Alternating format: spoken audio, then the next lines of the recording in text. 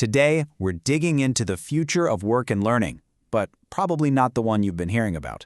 We're going to look at the actual data and uncover 7 shocking truths, these paradoxes that show how technology is really reshaping our world. You've heard the promises, right? This utopian vision where AI and new tech give us personalized tutors for every single kid and make every worker incredibly productive. I mean, it's a beautiful picture of the future. But here's the thing. Once you start to look past all the hype, the real story is so much more complex. And honestly, it's way more surprising. The reality isn't some straight line of progress. It's this landscape of really interesting paradoxes. So, we're going to cut right through all that noise. We're going to dive into the hard data to see how these incredibly powerful tools are creating some totally unexpected results, both in our jobs and in our classrooms. First up, let's talk about the big one, AI.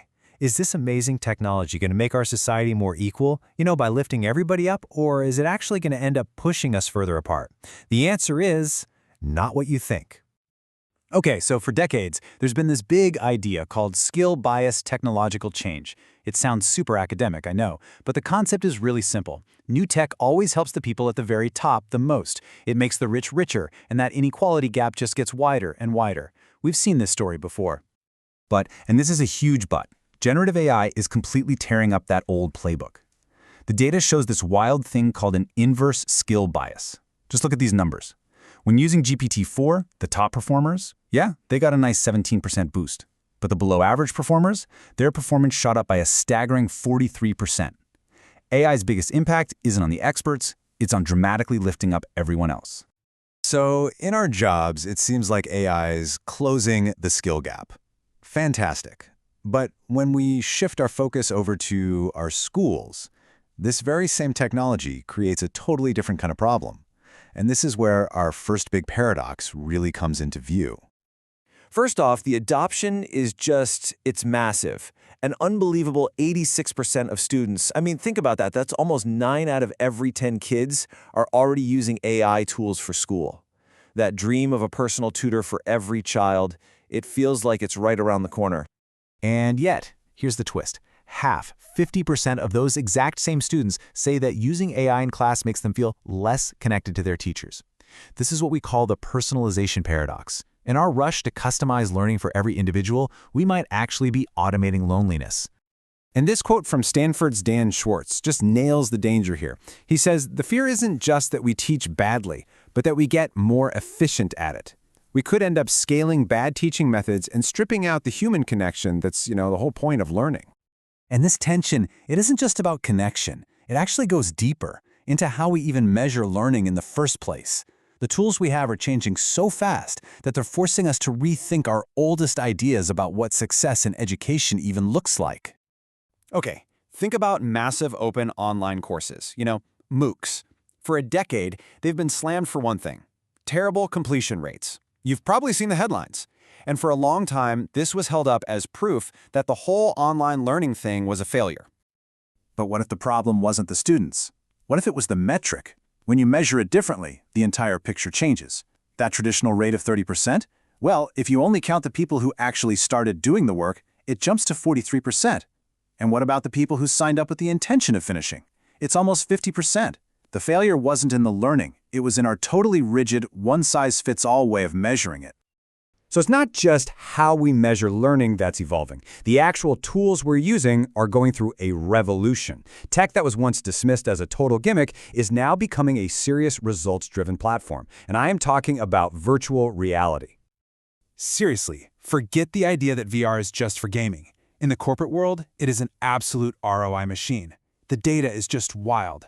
Training is 4 times faster than in person.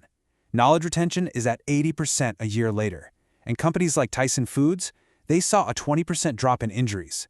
This is why huge companies like Walmart and Boeing are all in. It's not a toy, it solves real problems. And all these powerful new tools, from AI to VR, they bring us to our third and final section: power. We used to think the digital divide was just about who had internet. Well, that definition is completely out of date. The new divide is about who has the raw power to actually build and control our digital world. And the essential resource for that, the thing that defines who has influence in this century, is compute. This quote puts it perfectly. In the age of AI, computational power isn't some luxury, it's the new electricity. It's what powers absolutely everything. And if it's the new electricity, well, look who controls the grid. This chart shows the world's high-performance computing capacity. High-income countries control 97% of it. The entire rest of the world has to share the remaining 3%. This isn't a divide, it's a chasm.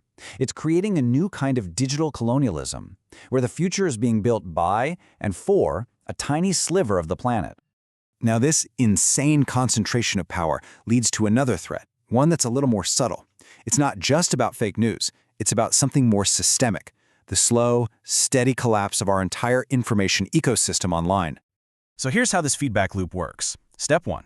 AI models train on all the stuff on the internet. Step 2. We use those AIs to create even more content. Step 3. We dump all that new AI content back onto the internet. As this cycle spins faster and faster, the web risks becoming a giant echo chamber. Just an average of all the averages, where finding a truly original thought becomes almost impossible. So where does all this leave us? All these paradoxes. AI is an equalizer and an isolator. Tech that both connects us and divides us.